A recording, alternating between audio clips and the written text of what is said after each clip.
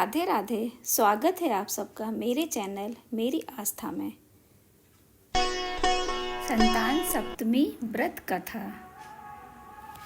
मनोवांछित फल देने वाला व्रत आरती सहित। संतान सप्तमी व्रत कथा भाषा। एक दिन महाराज युधिष्ठिर ने भगवान से कहा कि हे प्रभु, कोई ऐसा उत्तम व्रत बतलाइए जिसके प्रभाव से मनुष्यों के अनेकों सांसारिक क्लेश दुख दूर होकर वे पुत्र एवं पौत्रवान हों। यह सुनकर भगवान बोले, हे राजन, तुमने बड़ा ही उत्तम प्रश्न किया है। मैं तुमको एक पौराणिक इतिहास सुनाता हूँ, ध्यानपूर्वक सुनो।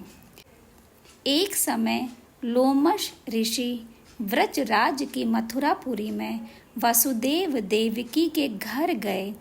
ऋषिराज को आया हुआ देख करके दोनों अत्यंत प्रसन्न हुए तथा उनको उत्तम आसन पर बैठाल कर उनका अनेक प्रकार से वंदन और सत्कार किया। फिर मुनि के चरणोदक से अपने घर तथा शरीर को पवित्र किया। वह प्रसन्न होकर उनकी कथा सुनने लगे। कथा के कहते लोमश ऋषि ने कहा कि हे देवकी, दुष्ट दुराचारी पापी कंस ने तुम्हारे पुत्र मार डाले हैं, जिसके कारण तुम्हारा मन अत्यंत दुखी है। इसी प्रकार राजा नहुष की पत्नी चंद्रमुखी भी दुखी रहा करती थी, किंतु उसने संतान सप्तमी का व्रत विधि विधान सहित किया, जिसके प्रताप से उनको संतान का सुख प्राप्त हुआ। यह सुनकर देवकी ने हाथ जोड़कर मुनि से कहा, हे ऋषिराज, कृपा करके रानी चंद्रमुखी का संपूर्ण वृतांत तथा इस व्रत का विस्तार सहित मुझे बतलाइए, जिससे मैं भी इस दुख से छुटकारा पाऊं। लोमश ऋषि ने कहा कि हे देवकी, अयोध्या के राजा नहुष थे। उनकी पत्नी चंद्रमुखी अत्यंत सुंदर थी। उनके नगर में विष्णुगुप्त नाम का एक ब्राह्मण रहता था। उनकी स्त्री का नाम भद्रमुखी था। वह भी अत्यंत रूपवती सुंदरी थी। रानी और ब्रह्माणी ने अत्यंत प्रेम था।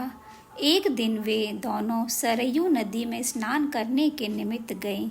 वहां उन्होंने देखा कि बहुत सी अन्य स्त्रियां सरयू नदी में स्नान करके निर्मल वस्त्र पहनकर एक मंडप में शंकर एवं पार्वती की मूर्ति स्थापित करके पूजा कर रही थीं। रानी और ब्राह्मणी ने यह देखकर उन स्त्रियों से पूछा कि बहनों, तुम यह किस देवता का और किस कारण से तप पूजन व्रत आदि कर रही हो? यह सुन स्त्रियों ने कहा कि हम संतान सप्तमी का व्रत कर रही हैं और हमने शिव पार्वती का पूजन चंदन अक्षत आदि से षोडशोपचार विधि से किया है। यह सब इसी पुनीत व्रत का विधान है। यह सुनकर रानी और ब्रह्माणी ने भी इस व्रत के करने का मन ही मन संकल्प किया और घर वापस लौटकर आई। ब्रह्माणी भद्रमुखी तो इस व्रत को नियम पूर्वक करती रही, किंतु रानी चंद्रमुखी राजमद के कारण कभी इस व्रत को करती, कभी ना करती, कभी भूल हो जाती। कुछ समय बाद दोनों मर गईं। दूसरे जन्म में रानी बंदरिया और ब्रह्माणी ने मुर्गी की योनि पाई, परंतु ब्रह्माणी मुर्गी की योनि में भी कुछ नहीं भूली और भगवान शंकर तथा पार्वती का ध्यान करती रही। उधर रानी बंदरिया की योनि में भी सब कुछ भूल गई। थोड़े समय के बाद दोनों ने यह देह त्याग दी।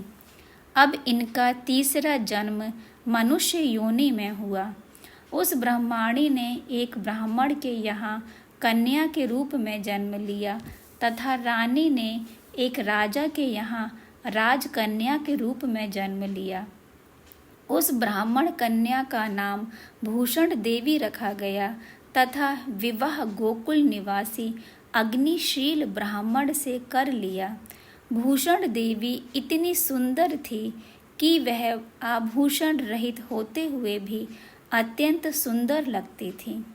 कामदेव की पत्नी रति भी उसके सम्मुख लजाती थी।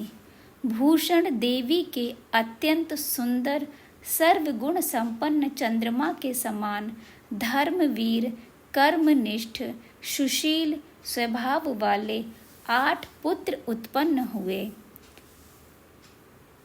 यह सब शिवजी के व्रत का पुनीत फल था। दूसरी ओर शिव विमुख रानी के गर्भ से कोई भी पुत्र नहीं हुआ। निःसंतान दुखी रहने लगी। रानी और ब्रह्माणी में जो प्रीति पहले जन्म में थी वह अब भी बनी रही। रानी जब वृद्ध अवस्था को प्राप्त होने लगी तब उसके गूंगा, बहरा तथा बुद्धहीन अल्पायु वाला पुत्र हुआ। वह 9 वर्ष की आयु में इस क्षण भंगुर संसार को छोड़कर चला गया। अब तो रानी पुत्र शोक से अत्यंत दुखी हो व्याकुल रहने लगी। देवी योग से भूषण देवी ब्रह्माणी रानी के यहाँ अपने सब पुत्रों को लेकर पहुँची। रानी का हाल सुनकर उसे भी बहुत दुख हुआ, किंतु इसमें किसी का क्या वश। कर्म और प्रारब्ध को स्वयं ब्रह्मा भी मेट नहीं सकते। रानी कर्म युक्त भी थी, इसी कारण उसे दुख भोगना पड़ा। इधर रानी उस पंडितानी के इस वैभव और 8 पुत्रों को देखकर उसके मन में ईर्ष्या करने लगी तथा उसके मन में पाप उत्पन्न हुआ। तब उस ब्रह्माणी ने रानी का संताप दूर करने निमित्त अपने 8 पुत्र रानी के पास छोड़ दिए। रानी ने पाप के वशीभूत होकर उन ब्राह्मण पुत्रों की हत्या करने के विचार से लड्डू में विष जहर मिलाकर उनको भोजन करा दिया, परंतु भगवान शंकर की कृपा से एक भी बालक की मृत्यु ना हुई। यह देखकर तो रानी अत्यंत ही आश्चर्यचकित हो गई और इस रहस्य का पता लगाने की मन में ठान ली। भगवान की पूजा से निवृत्त होकर जब भूषण देवी आई तो रानी ने उससे कहा कि मैंने तेरे पुत्रों को मारने के लिए इनको जहर मिलाकर लड्डू खिला दिए, किंतु इनमें से एक भी नहीं मरा। तूने कौन सा दान पुण्य व्रत किया है जिसके कारण तेरे यह पुत्र नहीं मरे और तू नित नए सुख भोग रही है? तेरा बड़ा सौभाग्य है। इनका भेद तू मुझसे निष्कपट होकर कह, मैं तेरी बड़ी ऋणी रहूंगी। रानी के ऐसे दीन वचन सुनकर भूषण ब्रह्माणी कहने लगी, सुनो, तुमको 3 जन्म का हाल कहती हूँ तो ध्यान पूर्वक सुनना। पहले जन्म में तुम राजा नहुष की पत्नी थी और तुम्हारा नाम चंद्रमुखी था, मेरा भद्रमुखी था और मैं ब्राह्मणी थी। हम तुम अयोध्या में रहते थे और मेरी तुम्हारी बड़ी प्रीति थी। एक दिन हम तुम दोनों सरयू नदी में स्नान करने को गए और दूसरी स्त्रियों को संतान सप्तमी उपवास शिव जी का पूजन अर्चन करते देखकर इस उत्तम व्रत को करने की प्रतिज्ञा की थी, किंतु तुम सब भूल गई और झूठ बोलने का तुमको दोष लगा, जिसे आज भी भोग रही हो। मैंने इस व्रत को आचार विचार सहित नियम पूर्वक सदैव किया और आज भी करती हूँ।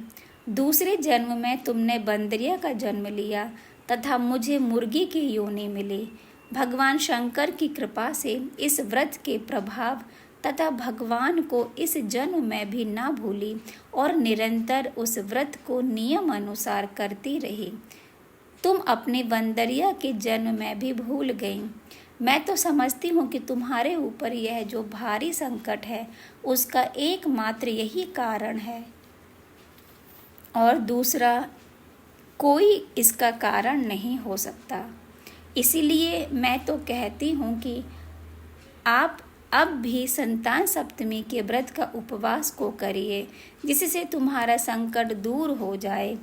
लोमस ऋषि ने कहा, हे देवकी, भूषण ब्राह्मणी के मुख से अपने पूर्व जन्म की कथा तथा व्रत संकल्प इत्यादि सुनकर रानी को पुरानी बातें याद आ गई और पश्चाताप करने लगी तथा भूषण ब्राह्मणी के चरणों में पड़कर क्षमा याचना करने लगी और भगवान शंकर पार्वती की अपार महिमा के गीत गाने लगी।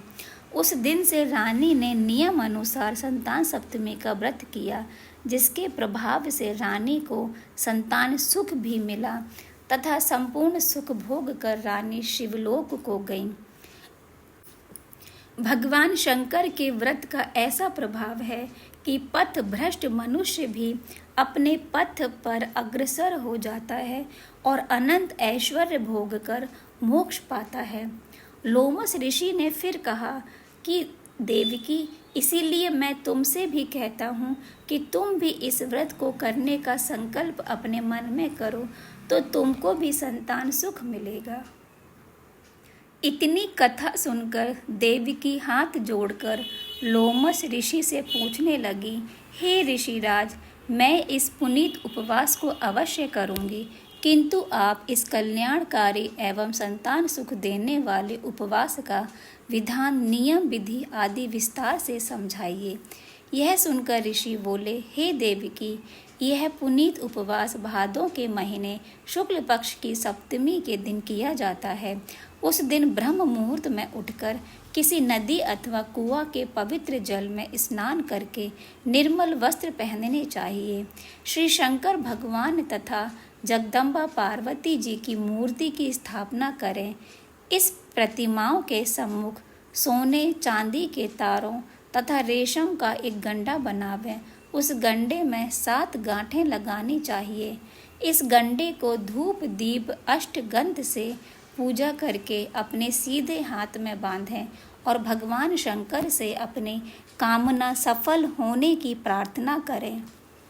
तदंतर 7 पुआ बनाकर भगवान का भोग लगावें और 7 ही पुआ एवं यथाशक्ति सोने अथवा चांदी की अंगूठी बनवा कर इन सबको एक तांबे के पात्र में रखकर और उसका षोडशोपचार विधि से पूजन करके किसी सदाचारी धर्मनिष्ठ सत्पात्र ब्राह्मण को दान देवें।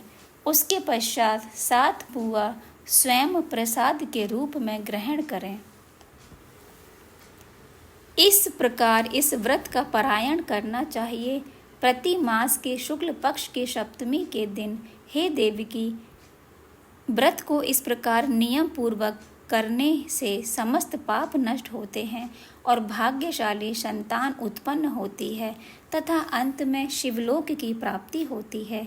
हे देवकी, मैंने तुमको संतान सप्तमी का व्रत संपूर्ण विधान विस्तार सहित वर्णन कर दिया। उसको अब तुम नियम पूर्वक करो, जिससे तुमको उत्तम संतान पैदा होगी। इतनी कथा कहकर भगवान आनंद कंद श्री कृष्ण ने युधिष्ठिर से कहा कि श्री लोमस ऋषि इस प्रकार हमारी माता को शिक्षा देकर चले गए। ऋषि के कथानुसार माता देवकी ने इस व्रत को नियमानुसार किया, जिसके प्रभाव से हम उत्पन्न हुए। यह व्रत विशेष रूप से स्त्रियों के लिए कल्याणकारी है ही, परंतु पुरुषों को भी समान रूप से कल्याणदायक है।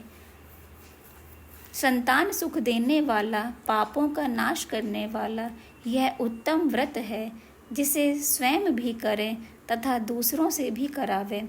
नियम पूर्वक जो कोई इस व्रत को करता है और भगवान शंकर एवं पार्वती की सच्चे मन से आराधना करता है, निश्चय ही अमर पद पैदा करके अंत में शिवलोक को जाता है। बोलो शंकर भगवान की जय। आरती शिव जी की। जय शिव ओंकारा, भज पार्वती प्यारा, ब्रह्मा विष्णु सदा शिव अर्धांगी धारा। ओम हरे हरे हरे महादेव। एकानन चतुरानन पंचानन राजे, शिव पंचानन राजे। हंसानन गरुणासन वृषवाहन साजे, ओम हरे हरे हरे महादेव। भुज चार चतुर्दश भुजते सोहे, शिव दश भुजते सोहे।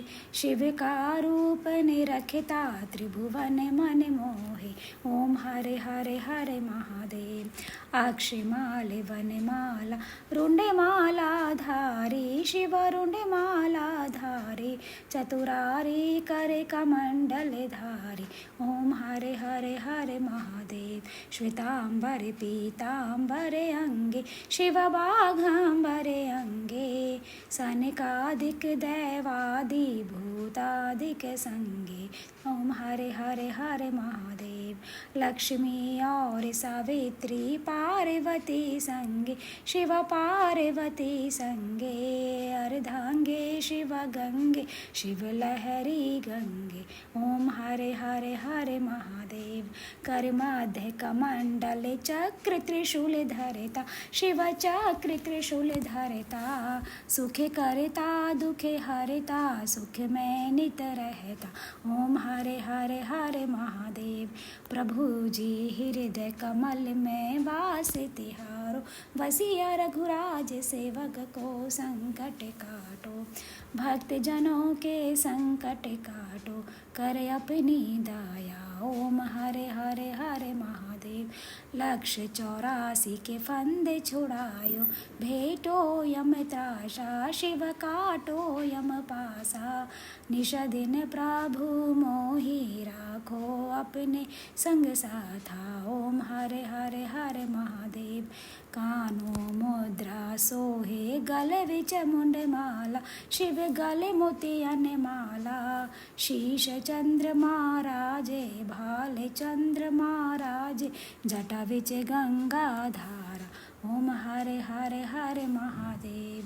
कनक समान कलेवर रक्तांबर राजे, शिव श्वेतांबर राजे। रक्त पुष्प की माला, श्वेत पुष्प की माला, कंठन में साजे, ओम हरे हरे हरे महादेव। 52 भैरव 64 योगिन नृत्य कर, शिव नृत्य करत भैरव। बाजत ताल मृदंगा, बाजत वेणु अरु बाजत डमरू, ओम हरे हरे हरे महादेव। ब्रह्मा विष्णु शिवा, शिव अंतर नहीं करना, शिव अंतर नहीं करना। दोनों घट घट वासी, भव सागर तरना, ओम हरे हरे हरे महादेव। काशी में एक बसे विश्वम्भर, शिव जी कैलाशी, प्रभु हर जी कैलाशी। शिव गोरे हरि काले, शिव गोरे हरि काले, ओम हरे हरे हरे महादेव। काशी में विश्वनाथ विराज, नंदा ब्रह्मचारी, शिव नंदा ब्रह्मचारी। नित्य उठ भोग लवावे, नित्य दर्शन पावे, महिमा ते भारी, ओम हरे हरे हरे महादेव। त्रिगुण स्वामी की आरती जो कोई नर गावे, शिव जी जो कोई नर गावे। ज्यादा दुख हर जावे, जया के घर लक्ष्मी आवे। ज्यादा दुख दारिद्र जावे, सुख संपत्ति आवे। जया के आनंद हो जावे, कहते सतानंद स्वामी, कहते सदा शिव स्वामी। इच्छा फल पावे, ओम हरे हरे हरे महादेव। ओम जय शिव ओंकारा, भज पार्वती प्यारा। शिव ऊपर जलधारा, शिव गले भुजंग काला।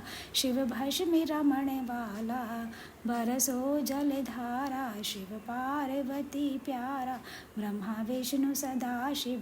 ब्रह्मा विष्णु महादेव, ईश्वर ओंकारा।